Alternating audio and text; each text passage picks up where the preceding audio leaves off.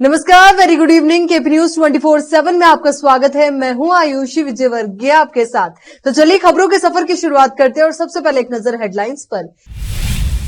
नलिन कुमार कतील ने कर्नाटक बीजेपी अध्यक्ष पद से इस्तीफा देने की खबरों को कर दिया खारिज। हैदराबाद के एक निजी स्कूल ने छात्राओं के हिजाब पहनने पर लगा दिया प्रतिबंध।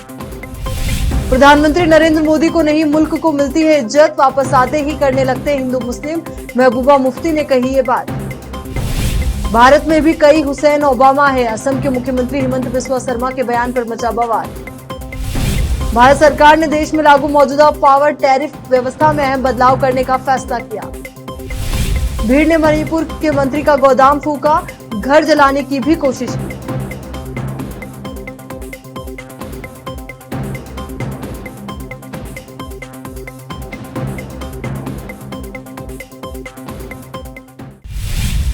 अब देखते हैं समाचार विस्तार से। भारतीय जनता पार्टी की कर्नाटक इकाई के अध्यक्ष नलिन कुमार कटील ने शनिवार को अपने इस्तीफे की खबरों को अफवाह बताते हुए खारिज कर दिया और कहा कि ऐसी खबरें सच्चाई से बहुत दूर है। बेंगलुरु में अपने बयान में कटील ने स्पष्ट किया कि उन्होंने पार्टी के प्रदेशाध्यक्ष पद से इस्तीफा नहीं दिया है। बेल्लारी में पत्रकारों से बातचीत के दौरान कटील ने पिछले महीने विधानसभा चुनाव में अपनी पार्टी की हार की नैतिक जिम्मेदारी ली।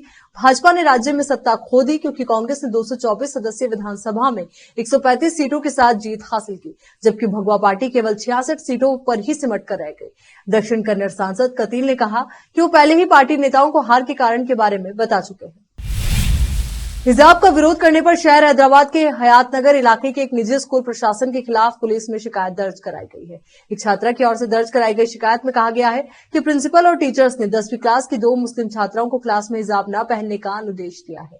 दोनों मुस्लिम छात्र हयातनगर के एक निजी स्कूल में पढ़ती हैं। वो 12 जून को स्कूल साल की शुरुआत के बाद से हेड स्कार्फ पहनकर स्कूल जा रही थी। शिकायत के अनुसार प्रिंसिपल और एक शिक्षक ने छात्रों से बार बार कहा कि वे कक्षा में सिर पर स्कार्फ ना पहने। इस मामले में शिकायत मिलने के बाद पुलिस ने जांच शुरू कर दी है। पटना में विपक्षी दलों की बैठक में महाराष्ट्र के डिप्टी सीएम देवेंद्र फडणवीस ने कहा कि विपक्षी दल प्रधानमंत्री नरेंद्र मोदी की सरकार को हटाने के लिए नहीं बल्कि वंशवादी राजनीति को बचाने के लिए बैठक कर रहे हैं। उन्होंने अपने पूर्व सहयोगी और शिवसेना यूबीटी प्रमुख उद्धव ठाकरे पर भी कटाक्ष किया, जिन्होंने जम्मू कश्मीर में पीपल्स डेमोक्रेटिक पार्टी यानी कि पीडीपी के साथ हाथ मिलाने के लिए भारतीय जनता पार्टी की आलोचना की थी। देवेंद्र फडणवीस ने कहा कि बैठक मोदी हटाओ के लिए है, लेकिन वे अपने वंश की रक्षा के लिए काम कर रहे हैं। कश्मीर में पीडीपी नेता महबूबा मुफ्ती से हाथ मिलाने के लिए उद्धव ठाकरे हमारी आलोचना करते थे। अब वो महबूबा मुफ्ती के बगल में बैठे हैं और गठजोड़ बनाने की बात कर रहे हैं। इन्होंने नाम तो दिया है मोदी हटाओ का, लेकिन ये जो गठबंधन हो रहा है ये परिवार बचाओ का गठबंधन है। सारी परिवारवादी पार्टियां एक साथ मिलकर अपने परिवार को बचाने के लिए गठबंधन कर रही है। और मैं तो देखकर इस बात पर अचंभित भी हूं कि जो उद्धव ठाकरे जी रोज हम पर तंज कसते थे कि आप लोग महबूबा मुफ्ती के साथ गए, आप महबूबा मुफ्ती के साथ गए, अभी वो महबूबा मुफ्ती जी के बाजू में बैठकर अलायंस करने की बात वहां पर कर रहे हैं।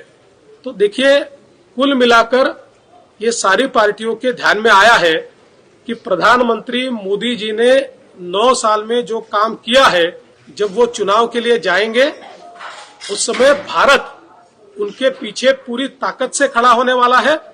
और इसलिए अपनी परिवारवादी पार्टियों को और अपने परिवार को सत्ता देने के लिए ये सब लोग एक प्रयास के रूप में एकत्रित आ रहे हैं।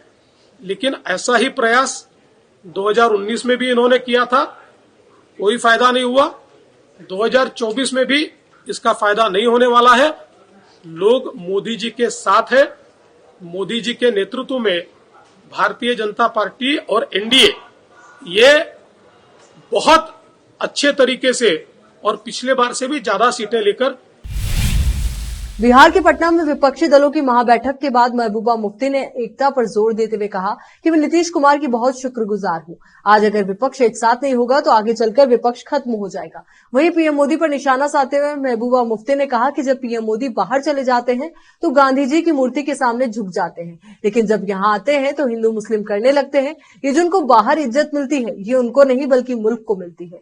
पीडीपी पार्टी प्रमुख महबूबा मुफ्ती ने कहा कि पीएम मोदी जब यहाँ रहते हैं तो हिंदू मुस्लिम करते हैं, इसमें हमारी जम्मू कश्मीर की जनता को नुकसान होता है। बाहर जाते हैं तो जाकर उसका ढोल पीटते हैं। उन्होंने आगे कहा कि आज अगर विपक्ष एक साथ ना होती तो आगे चलकर विपक्ष खत्म हो जाएगी। जो जर्नलिस्ट इस पर बात करते हैं उसको जेल में डाल दिया जाता है। अगर इस मुल्क को बचाना है तो एक साथ होना है। आज हमारी पहलवान लड़कियां जंतर मंतर पर है, लेकिन जिस पर आरोप लगा है वो खुला घूम रहा है। यहाँ रुक एक छोटे से ब्रेक के लिए फौरन लौटेंगे।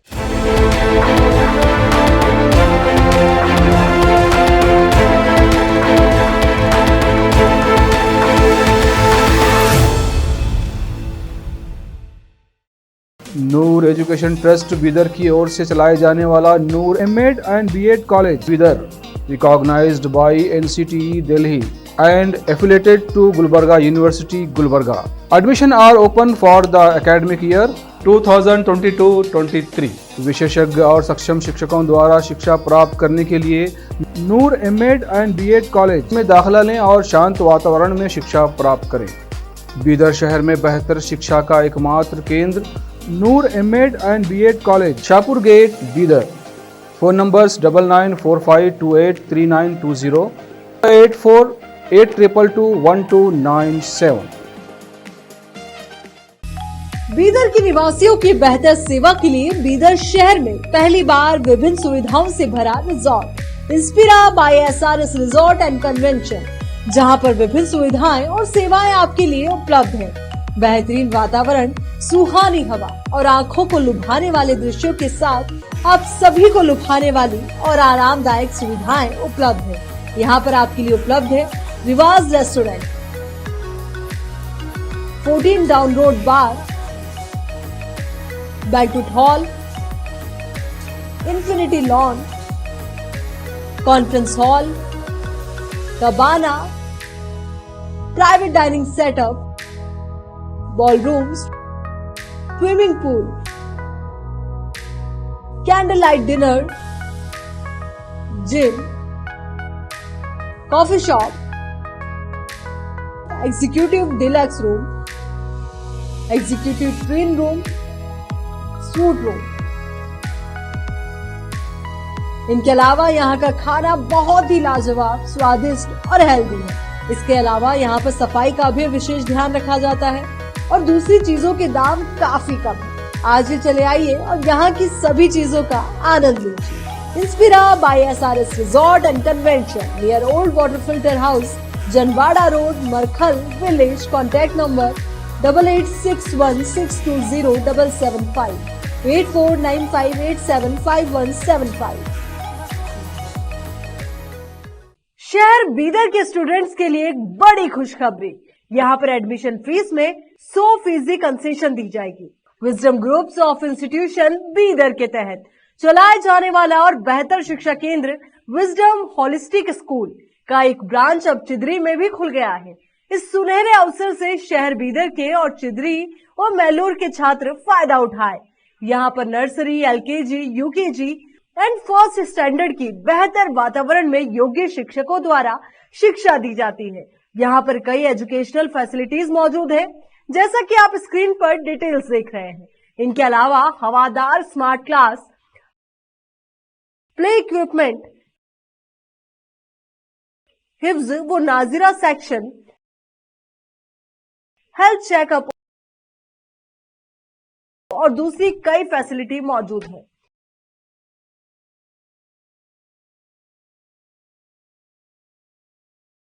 विजडम होलिस्टिक स्कूल की एक ब्रांच बीदर के फेमस इलाके चिदरी में खुल गई है, जहां पर एडमिशंस ओपन हो चुके हैं। अपने बच्चों की अच्छी शिक्षा के लिए आज ही विजडम होलिस्टिक स्कूल में एडमिशन दिलवाएं। Wisdom holistic school new branch Bidar के एयरपोर्ट जाने वाली रोड पर और केंद्रीय विद्यालय के करीब चिदरी में मौजूद है। बीदर के छात्रों के लिए एक बहुत बड़ी खुशखबरी है, यहाँ पर एडमिशन फीस में 100% कंसेशन दी जाएगी। आज ही एडमिशन कराएं और भी डिटेल्स जानने के लिए इस नंबर पर कांटेक्ट कीजिए। Contact number 9591978663, toll free number 1800123947, www.wisdominstitutions.com।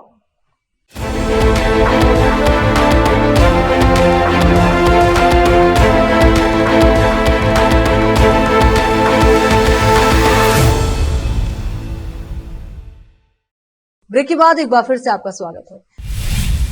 Zaheerabad police ने हेलमेट के प्रति जनता को जागरूक करने के लिए जहीराबाद टाउन पुलिस स्टेशन से बाइक रैली निकाली। ये रैली जहीराबाद थाने से शुरू होकर अलीपुर चौराहे से वापस बस स्टैंड पहुंची। रैली में 200 से ज्यादा लोग मौजूद थे। जहीराबाद डीएसपी रघु ने पुलिसकर्मियों और जनता को हेलमेट पहनाकर रैली का उद्घाटन किया।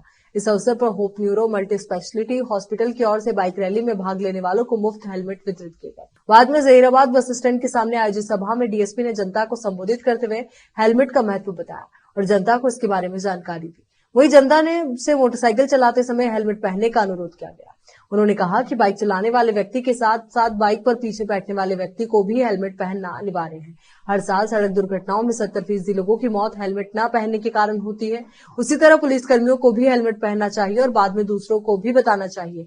ट्रैफिक नियमों का पालन नहीं करने वालों के खिलाफ सख्त कार्रवाई की जाएगी। इस कार्यक्रम में hope neuro multi speciality hospital प्रबंध निदेशक doctor Krishnamurthy, circle inspector T Bhupathi, sub inspector town Shrikant चिरागपल्ली, sub inspector Kashinath, hope अस्पताल के कर्मचारी और युवाओं ने बड़ी संख्या में भाग लिया।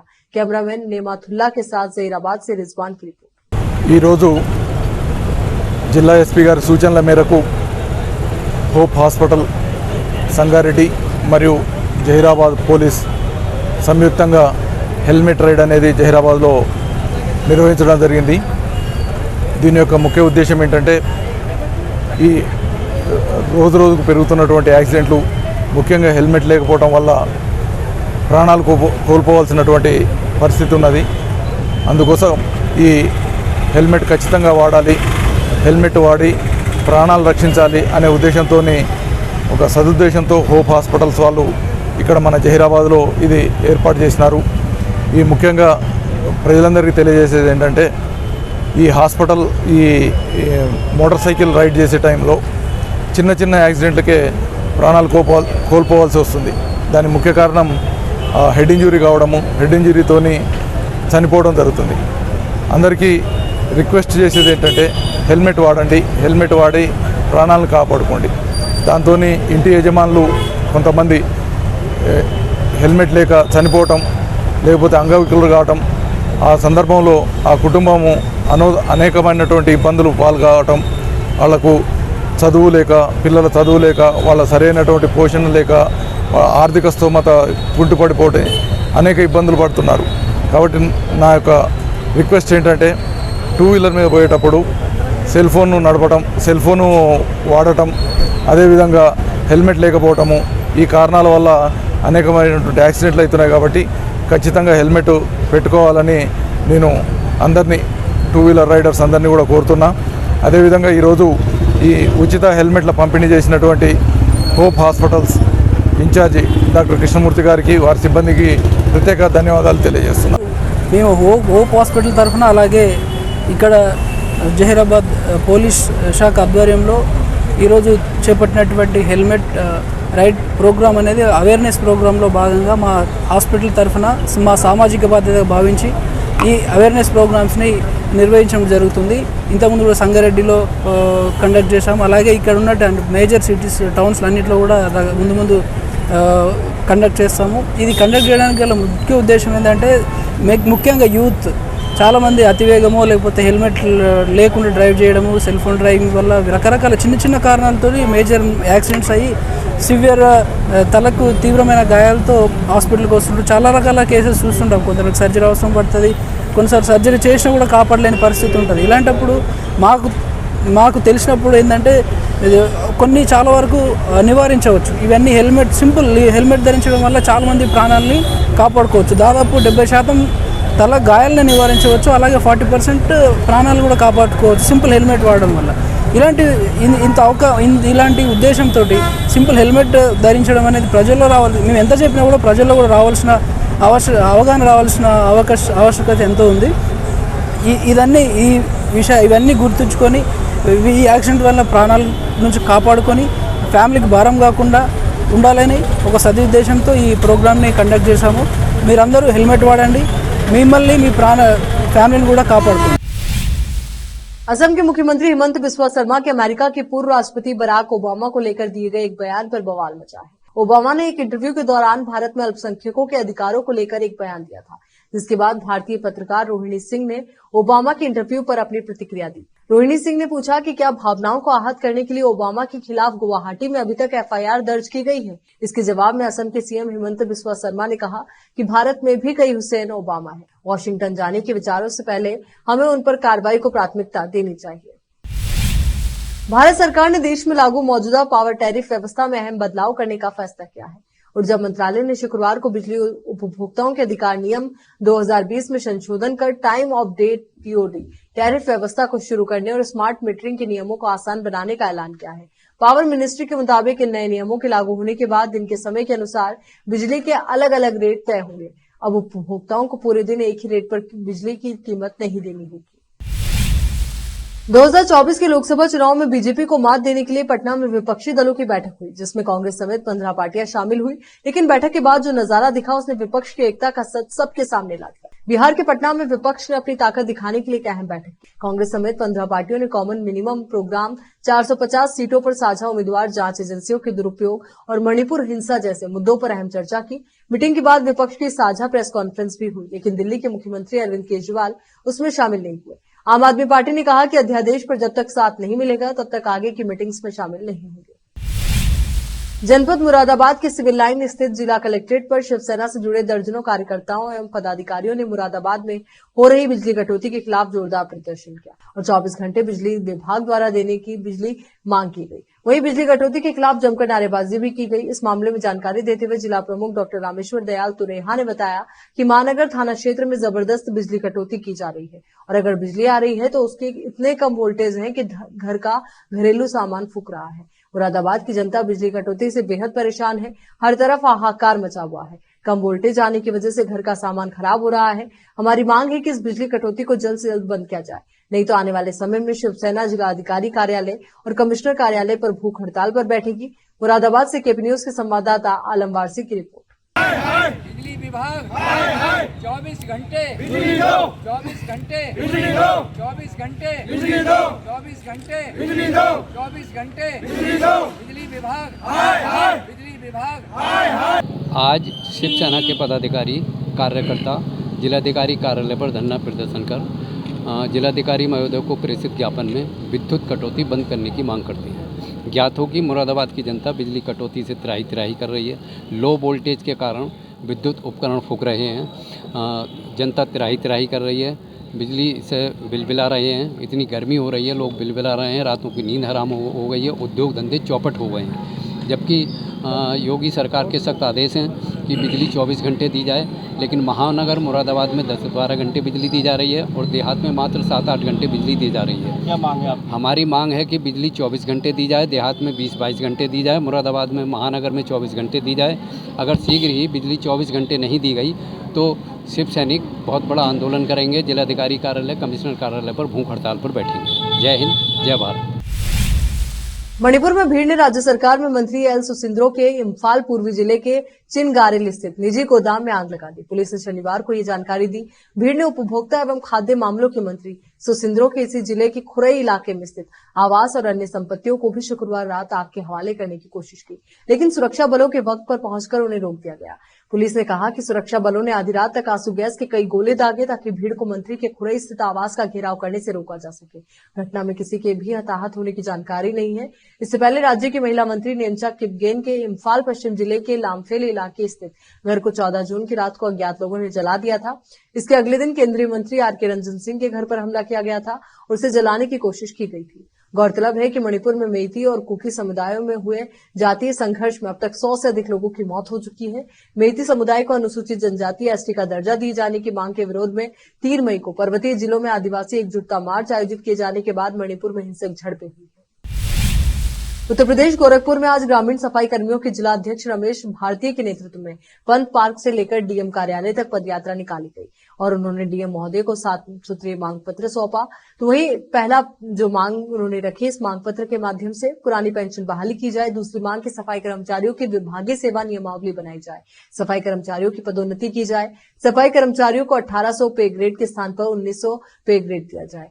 चयन प्रक्रिया में 20% की पदोन्नति असुरक्षित पर चयन प्रक्रिया किया जाए। विभाग में कार्यरत सफाई कर्मचारियों का पदनाम पंचायत सेवक किया जाए तथा प्रधान के नियंत्रण से मुक्त किया जाए। इस कार्यक्रम में उपस्थित राम प्रवेश प्रसाद, देवी प्रसाद, चंद्रिका, देवी प्रसाद, प्रदीप कुमार, विजय सिंह, भूषण चौधरी, बलराम गौतम, उमेश यादव, रमेश कुमार, प्रभात कुमार, संतोष चौहान आदि लोग उपस्थित रहे। गोरखपुर से केपी न्यूज के संवाददाता विकास कुमार भारद्वाज की रिपोर्ट।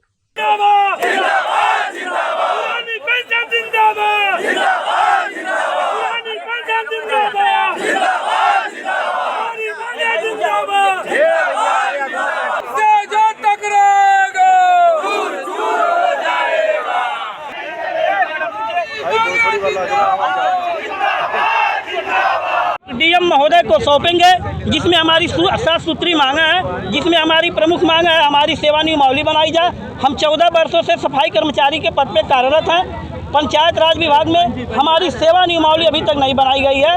हमारी पहली मांग है हमारी सेवा नियमावली बनाई जाए, हमारी पदोन्नति की जाए और पुरानी पेंशन बहाल किया जाए। इन सभी 7 सूत्री मांगों को लेकर के हम पंत पार्क से पदयात्रा करते हुए माननीय डीएम साहब को, माननीय मुख्यमंत्री जी और माननीय प्रधानमंत्री जी को संबोधित ज्ञापन सौंपेंगे। अच्छा, इतने दिनों से आंदोलन चल रहा है पुरानी पेंशन को लेकर, 2024 का चुनाव आ रहा है, कर्मचारी क्या देख रहे हैं? कर्मचारी, शिक्षक कर्मचारी जितने भी हैं, सफाई कर्मचारी, सब लोग हम लोग एक हो गए हैं, लामबंद हो गए हैं। 2024 में इस सरकार को हम बताएंगे, अगर हमारी पुरानी पेंशन बहाल नहीं होती है तो हम 2024 में हम सभी कर्मचारी के घरों के लोग एक वोट अपना जो हमारी पुरानी पेंशन बहाली की घोषणा करेगा, जो पार्टी हमारी पुरानी पेंशन बहाल करेगा उसको हम दिलाने का काम करेंगे और इस सरकार को हम उखाड़ फेंकने का काम करेंगे। प्रदेश पंचायती राज ग्रामीण सफाई कर्मचारी संघ के बैनर तले पंत पार्क से पदयात्रा करते हुए श्रीमान डीएम महोदय को, माननीय प्रधानमंत्री जी, माननीय मुख्यमंत्री जी को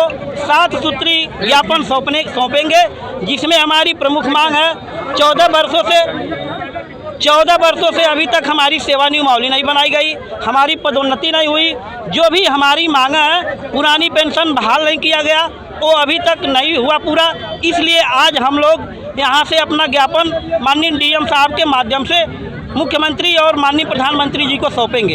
जब हमारी प्रमोशन की बात आती है, जब हमें सेवा नियमावली की बात आती है, माननीय वहाँ के शासन के लोग, प्रशासन के लोग ये कहते हैं कि आप 4th क्लास के एम्प्लॉइज हैं, आपकी 4th क्लास की सेवा नियमावली लागू है। मैं उनसे पूछना चाहता हूं, अगर 4th क्लास की हमारी सेवा नियमावली लागू है तो जो हमारे 4th श्रेणी के अनुमन्य सेवाएं हैं उसको क्यों नहीं दे हो रहा है? आपके माध्यम से माननीय मुख्यमंत्री जी से मैं ये सवाल करना चाहता हूं कि जो हमारे मृतक साथी हैं, जितने में हमारे सफाई कर्मचारी के मृतक साथी हैं, मृतक आश्रित हैं, अगर वो योग्य हैं तो 4th श्रेणी के बाइलाज में ये नियम है, वो सेवा नियमावली में है कि उनको हम सफाई कर्मचारी हैं तो उनको बाबू बनाया जाए, उनको सेक्रेटरी का पद दिया जाए। ये मैं मांग कर रहा हूँ आपके माध्यम से, अगर हमारी सेवा नियमावली 4th श्रेणी पे बनी है तो हमारे साथी जो मृतक आश्रित हैं उनको सेक्रेटरी बनाया जाए, उनको बाबू बनाया जाए, जो उस योग्य हैं उनको वो प्रमोशन दिया जाए। जबकि दूसरे विभागों में ये लागू है, हमारे विभाग में ये लागू नहीं है, इसलिए दोहरी व्यवस्था लागू कर रहे हैं। एक देश में 2 संविधान कैसे लागू हो सकता है? जब इस देश में संविधान एक है, झंडा एक है, इस देश का तिरंगा एक है, यहाँ के लोग नियम कानून से चलता है देश, लेकिन हमारे देश में यहाँ के माननीय प्रधानमंत्री जी, माननीय मुख्यमंत्री जी 2 तरह की हम लोगों की व्यवस्था लागू कर रहे हैं। अपने पुरानी पेंशन लेंगे, हमें नई पेंशन देंगे। माननीय प्रधानमंत्री जी 2 पेंशन ले रहे हैं, 3 पेंशन ले रहे हैं, माननीय मुख्यमंत्री जी 3 पेंशन ले रहे हैं और हमें जो है पुरानी पेंशन नहीं दे रहे हैं। मैं उनसे मांग कर रहा हूं कि आप भी नई पेंशन लीजिए, अगर अच्छी है तो आप भी नई पेंशन पे आ जाइए। हमको नई पेंशन दे रहे हैं जो शेयर आधारित है, उसका कोई वैल्यू नहीं है कि हमें कितना मिलेगा, 1000 मिलेगा, 2000 मिलेगा, 500 मिलेगा, ये कोई निश्चित नहीं है। माननीय प्रधानमंत्री जी से मैं निवेदन कर रहा हूँ कि आप सफाई कर्मचारियों का पैर धोते हैं, बनारस में जाकर के आप सफाई कर्मचारियों का पैर धोते हैं। माननीय प्रधानमंत्री जी, पैर धोने से सफाई कर्मचारी का भला नहीं होगा, जो हमारी मांग है उसको आप पूरा करिए। सफाई कर्मचारी आपसे निगाहें लगा करके बैठा है, आपसे चाहता है कि हमारे यशस्वी प्रधानमंत्री जी हमारी मांग को पूरा करेंगे, पुरानी पेंशन लागू करेंगे। बॉलीवुड एक्ट्रेस कंगना रनौत की मोस्ट अवेटेड फिल्म इमरजेंसी का टीजर रिलीज होते ही सोशल मीडिया पर वायरल हो गया। इमरजेंसी के टीजर वीडियो में भारत के इतिहास की सबसे अंधेर घड़ी की झलक दिखाई गई है। रोंगटे खड़े कर देने वाले टीजर वीडियो में कंगना रनौत पूर्व प्रधानमंत्री इंदिरा गांधी का लुक लिए नजर आ रही है। बड़ी बड़ी आंखें, घुंघराले बाल और सूती साड़ी में कंगना रनौत का लुक फिल्मी फैंस को खूब इम्प्रेस कर रहा है। कंगना रनौत की फिल्म इमरजेंसी 24 नवंबर 2023 को सिनेमाघरों में रिलीज होने वाली है। चलिए एक बार फिर से नजर डालते हैं हेडलाइंस पर। नलिन कुमार कटील ने कर्नाटक बीजेपी अध्यक्ष पद से इस्तीफा देने की खबरों को कर दिया खारिज। हैदराबाद के एक निजी स्कूल ने छात्राओं के हिजाब पहनने पर लगा दिया प्रतिबंध। प्रधानमंत्री नरेंद्र मोदी को नहीं मुल्क को मिलती है इज्जत, वापस आते ही करने लगते हैं हिंदू मुस्लिम, महबूबा मुफ्ती ने कही ये बात। भारत में भी कई हुसैन ओबामा है, असम के मुख्यमंत्री हिमंत बिस्वा शर्मा के बयान पर मचा बवाल। भारत सरकार ने देश में लागू मौजूदा पावर टैरिफ व्यवस्था में अहम बदलाव करने का फैसला किया। भीड़ ने मणिपुर के मंत्री का गोदाम फूका, घर जलाने की भी। केपी न्यूज के इस बुलेटिन में फिलहाल के लिए इतना ही। देश और दुनिया से जुड़ी तमाम खबरों के लिए आप बने रहिए केपी न्यूज 24/7 के साथ। धन्यवाद।